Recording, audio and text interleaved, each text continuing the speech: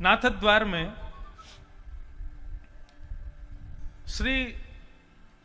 श्रीमद वल्लभाचार्य जी महाराज के अर्चक ठाकुर जी बैठे हैं। केवल मेरे अंगूठे के बराबर के लड्डू गोपाल हैं, कितने हजार वर्ष पुराने हैं कोई पता नहीं।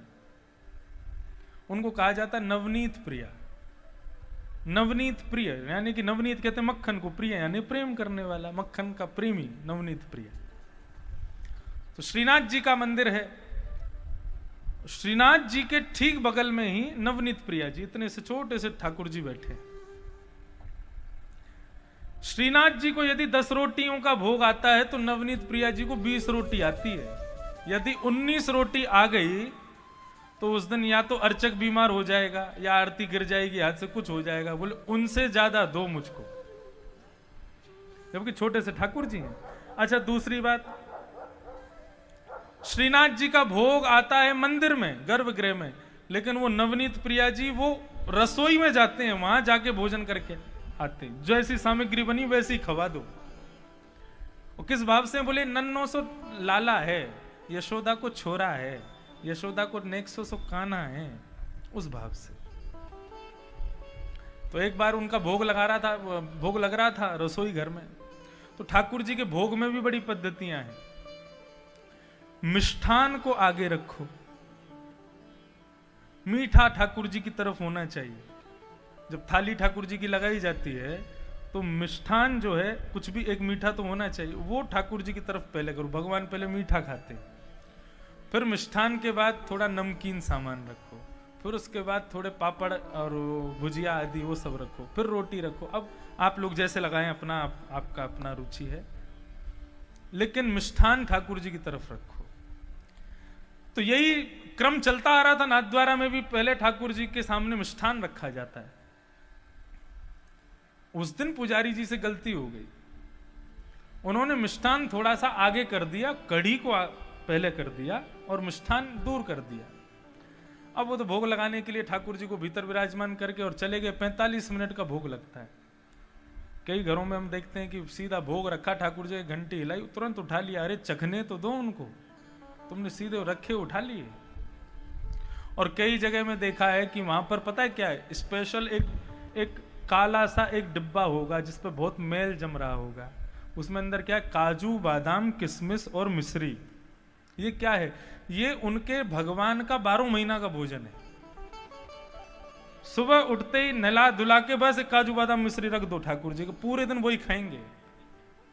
वाह, कितना भयंकर व्रत करवा रहे हो ठाकुर जी का।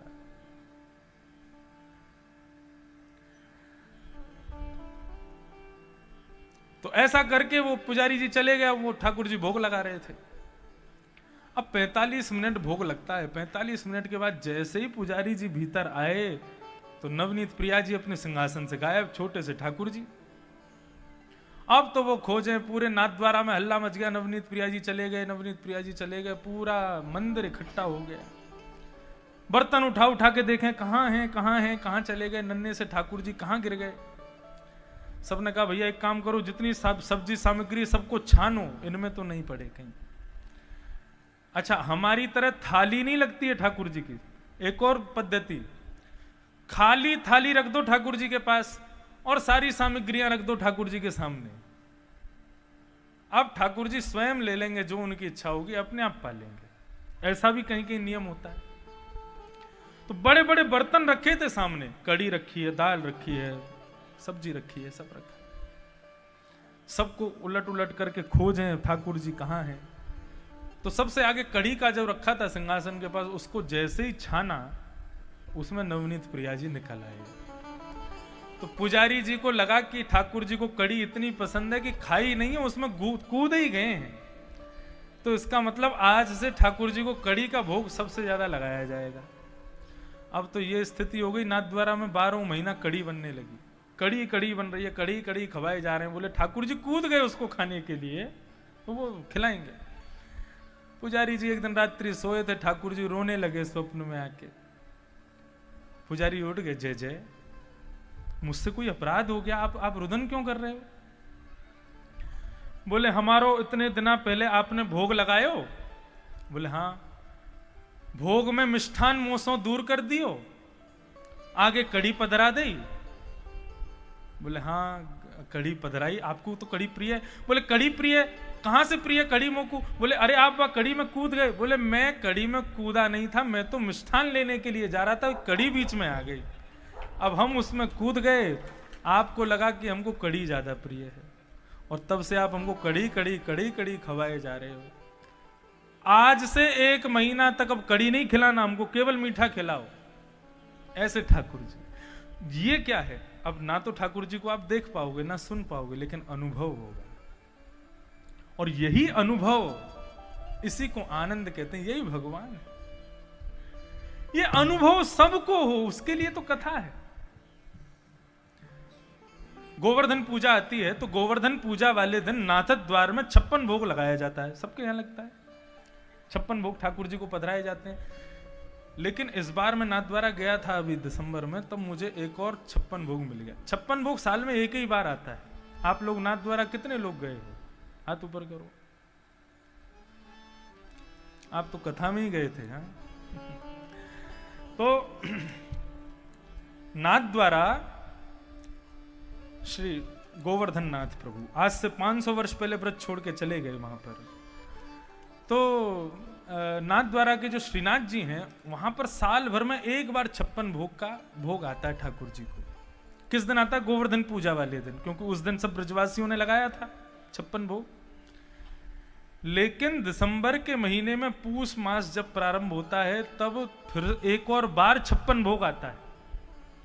मैं मंदिर दर्शन करने के लिए गया तो पुजारी जी के साथ बैठ के मैं ऐसी चर्चा करता हूँ, अब क्या हो रहा है, अब कैसे कर रहे हैं, अब ठाकुर जी को आज ये क्यों धराया, आज ठाकुर जी को ऐसे कुंडल क्यों पहनाए, आज ठाकुर जी का ऐसा मुकुट क्यों धराया, इसके पीछे क्या, हर चीज के पीछे कोई अर्थ है। वो ऐसे ही श्रृंगार आपको लुभाने के लिए ठाकुर जी तैयार नहीं हुए, वो हर चीज का एक अर्थ होता है। तो मैंने कहा आज 56 भोग क्यों होता है? तब बोले कि जो 56 भोग गोवर्धन पूजा वाले दिन होता है, तो वल्लभाचार्य जी महाराज जब थे आज से हजारों वर्ष पहले, तो वल्लभाचार्य जी महाराज के 7 सेवाए ठाकुर जी थे, 7 निधि थे उनके। जिस प्रकार हमारे एक लड्डू गोपाल हैं, उनके 7 थे। उन्होंने क्या किया? अपने पुत्रों को दे दिया, उनके पुत्रों ने अपने 7 पुत्रों को दे दिया। अब 7 पुत्रों ने अलग अलग स्थानों पर अपने अपने मंदिर बना लिए, कहीं कोटा में है, इंदौर में है, सूरत में है, आदि आदि ऐसे 7 हैं। उनका गढ़ नाथद्वार है। 56 भोग वाले दिन वो 7 ठाकुर जी आते हैं नाथद्वारा में, और सब अपनी अपनी सामग्री, अपने अपने 56 भोग अपने साथ लेकर के आते हैं, और वहां नाथद्वारा में 7 निधि बैठते हैं और एक साथ 56 भोग 7 बैठ करके श्रीनाथ जी के साथ पाते हैं, भोग लगाते हैं।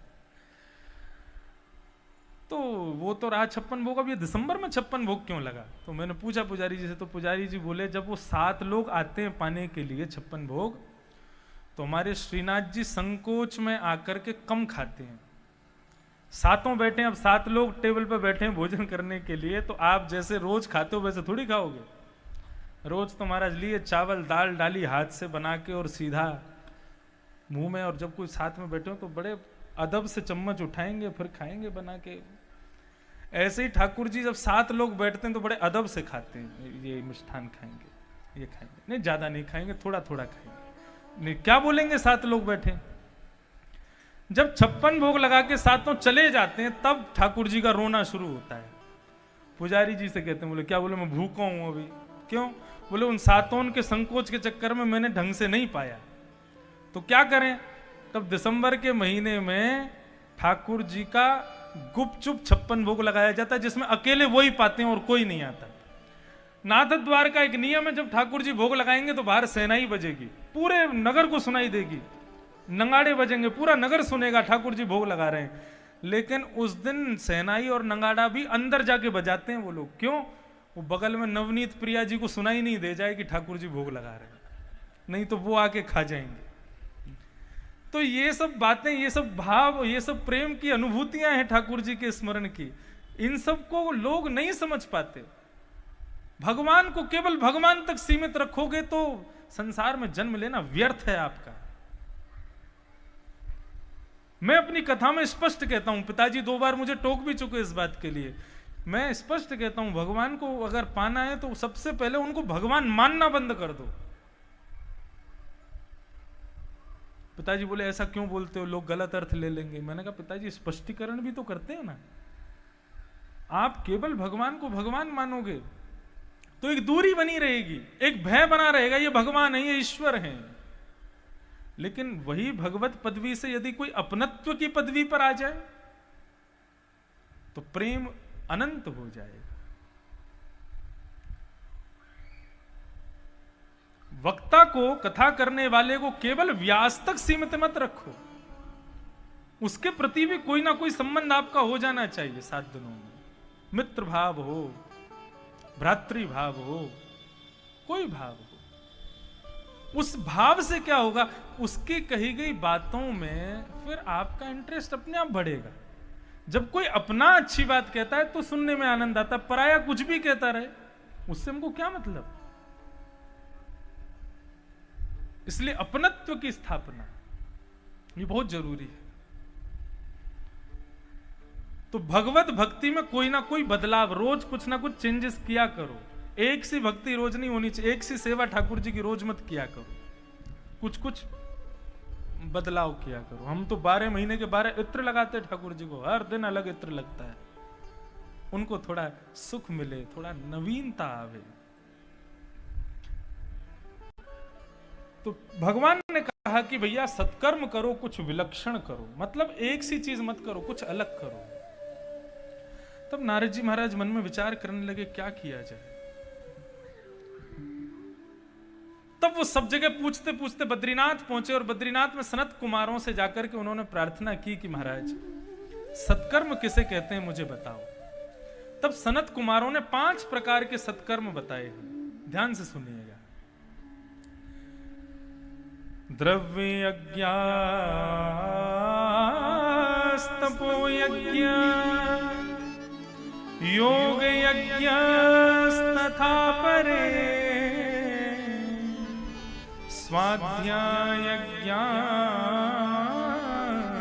यज्ञश्च ते तु कर्म विसूचका। 5 सत्कर्म। सत्कर्म यानी कि सत्कर्म किसे कहते हैं, जिससे सबका हित होवे उसको सत्कर्म कहते हैं। और एक बात कहें, अपना हित भी करना सत्कर्म होता है। जो व्यक्ति अपने शरीर का हित नहीं करता, जो व्यक्ति अपने शरीर को व्यसनों में ढाल देता है, जो अपने शरीर को दुनिया भर के भक्ष आदि खिला करके शरीर को बेकार करता है, ऐसे व्यक्ति को महापाप मिलता है और ये शरीर ही पाप देता है उसको। कैसे? हम लोग 84 लाख योनियों में भटकते रहते हैं, कभी छिपकली बनते हैं, कभी चींटी बनते हैं, कभी कुछ बनते हैं, कभी कुछ बनते हैं, कभी कुछ बनते हैं, और हर मृत्यु के बाद भगवान के सामने जाके कहते हैं एक बार इंसान बना के तो देखिए आप मुझे, मैं इतना भजन करूंगा कि दोबारा 84 लाखों में नहीं जाना पड़ेगा। तब भगवान कहते हैं ठीक है इस बार इंसान बना दे तुमको, बोले बनाओ। तब भगवान 5 तत्वों को बुलाते हैं, पृथ्वी, जल, तेज यानी अग्नि, वायु और आकाश। इन 5 तत्वों से भगवान फिर लोन लेते हैं, ऋण लेते हैं। क्या? अपना अपना थोड़ा थोड़ा तत्व दो। पृथ्वी अपना तत्व देती है, अग्नि अपना तत्व देती है, जल अपना तत्व देता है, वायु अपनी तत्व देती है, आकाश अपना तत्व देता है। इन सब से मिलाकर के भगवान आपको एक शरीर दे देते हैं। लेकिन आपको जब वो दी जाती है तो फिर भगवान उन 5 से पूछते हैं कि ये लोन तो हमने लिया, इसमें इंटरेस्ट क्या बैठेगा? भगवान कहते हैं, वो 5 कहते हैं प्रभु देखो इसको 100 वर्ष का समय मिलेगा, अब वो इसके ऊपर ये कितनी जल्दी चुका दे, लेकिन हमारी ये शर्त है कि हमने जो अपने 5 तत्व दिए हैं, इन 5 तत्वों को और पवित्र करके हमको वापस करेगा तो इसको वैकुंठ स्वर्ग की प्राप्ति होगी, नहीं तो इसको नरक जाना पड़ेगा। यदि हम 5 को अपवित्र कर दिया इसने, तो फिर हम 5 ही मिलकर के इसको नरक ले जाएंगे। मानव पृथ्वी पर आ गया, धीरे धीरे बड़ा होने लगा, बालकों के संग रहने लगा, कुसंगता में जाने लगा, बीड़ी पीने लगा, सिगरेट पीने लगा, गांजा पीने लगा, चरस पीने लगा। अब इतना ही नहीं महाराज, अब तो थोड़ी थोड़ी पी लेता है। अब पी ही नहीं रहे हैं तो इतने में क्या खा भी लो। मुर्गा की नार मरोड़ करके खा जाते हैं उसको। एक निर्दोष जानवर को जान से मार देते हैं। कई जगहों पर, कई स्थानों पर लोग सोचते हैं कि अंडा खाना पाप नहीं है, अंडा खाना जो है वो गलत नहीं होता। आपको बताएं हम, जिस प्रकार गर्भस्थ बालक की मृत्यु का शोक बहुत होता है ना, गर्भस्थ बालक को मरवा देना एक बहुत बड़ा अपराध होता है, पाप होता है, ऐसे अंडे में जो है वो एक गर्भस्थ बालक है। आपने उसको जन्म नहीं लेने दिया, उससे पहले खा गए उसको। इस प्रकार से दूषित भोजन करता है, कुसंगता का संग करता है। इस प्रकार जो अपना जीवन जीता है, पांचों तत्व उसके क्रोधित हो जाते हैं, बोले रुक जा, तू मर बेटा, तेरे को बताएंगे। फिर जब उसकी मृत्यु होती है और पांचों तत्व अपने तत्वों को लेने से स्वीकार नहीं करते, क्यों? क्योंकि दूषित कर दिए। तब भगवान से जाके कहते हैं, आपने जिम्मेवारी दी थी, आपने अपनी जिम्मेवारी पर कहा था कि इसको पांच तत्व दो, हमने दे दिया, और इसने क्या किया? तब भगवान कहते हैं कि अब तुम्हारे हवाले है ये, जो करना चाहो करो। तब पंच तत्व उसको नरक लेकर के जाते हैं, और नरक में जाकर के फिर यमराज जी से कहते हैं, इसने हमारे साथ हमारा लोन नहीं चुकाया, इसने सही ढंग से नहीं चुकाया, अब आप देख लीजिए। फिर यमराज उसको उल्टा सीधा जो भी करता है, यम के नरक के बहुत सारे गुण बताए गए।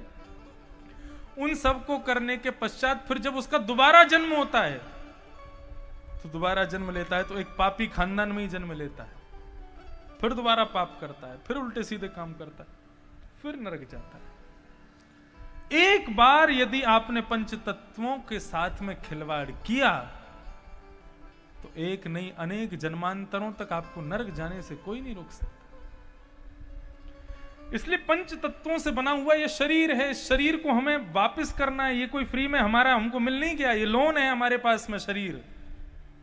इस लोन को सही ढंग से चुकाने के लिए कथा सुनो, तीर्थ यात्रा करवाओ इस शरीर को।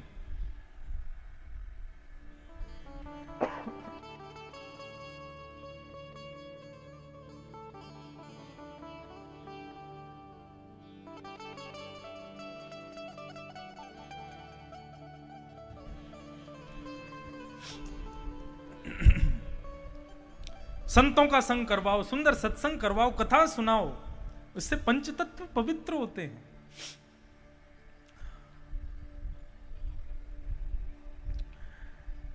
तो ये 5 यज्ञ, ये पंच सत्कर्म है।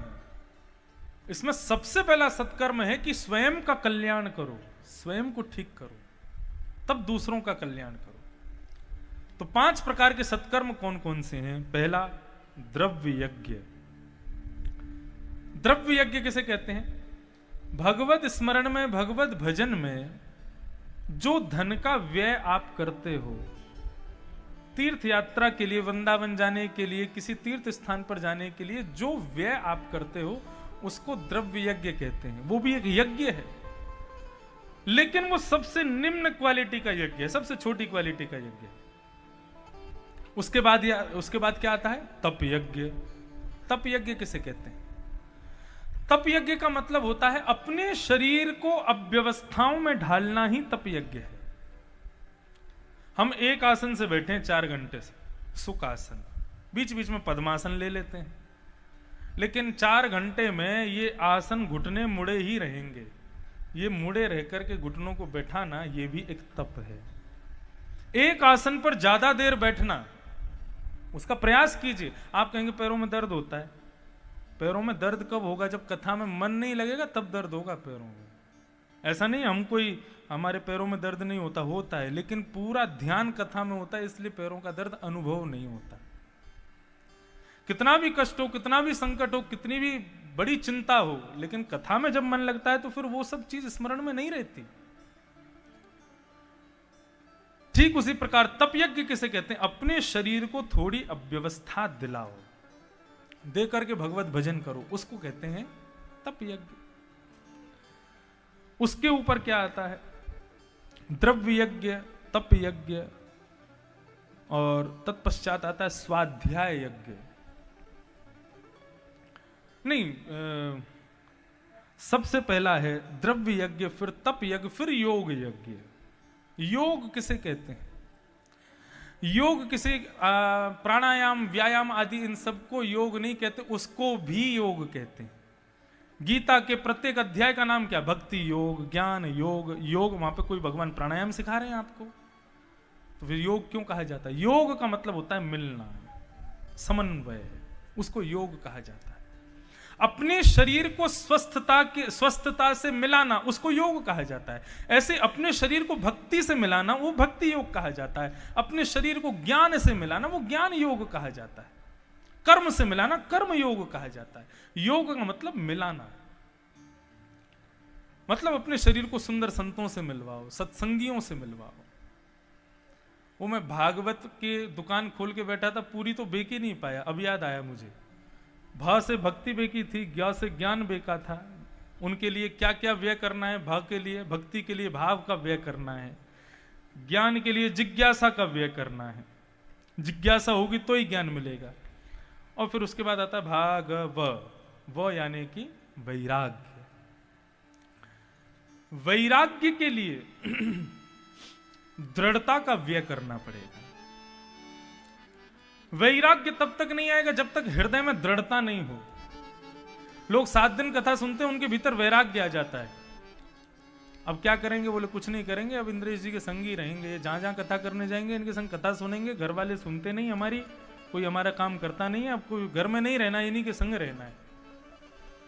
कितनी बार लोग कह देते हैं ऐसा, हमारे बच्चों की शादी हो जाएगी, हम आपके संग ही रहेंगे। ठीक है, आ जाना। फिर हम कहते हैं अब आ जाओ, बच्चों की शादी हो गई, अब बच्चे तो हो जाएं, उनको देख लें फिर आ जाएंगे। ये जीवन भर के सब नाटक हैं, कोई नहीं रहता।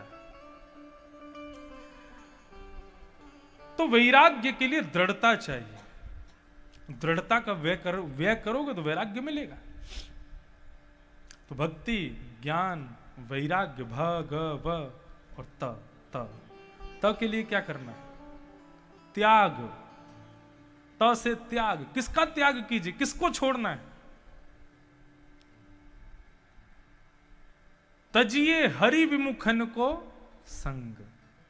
श्री सूरदास जी कहते हैं, जाके संग कुमति उपजत है, जाके संग कुमति उपजत पड़त भजन में भंग, पड़त भजन में भंग। जाके संग कुमति उपजत है, जिसके साथ रहने से बुद्धि हमारी वो सोचने लग जाए जो हमने कभी नहीं सोचा।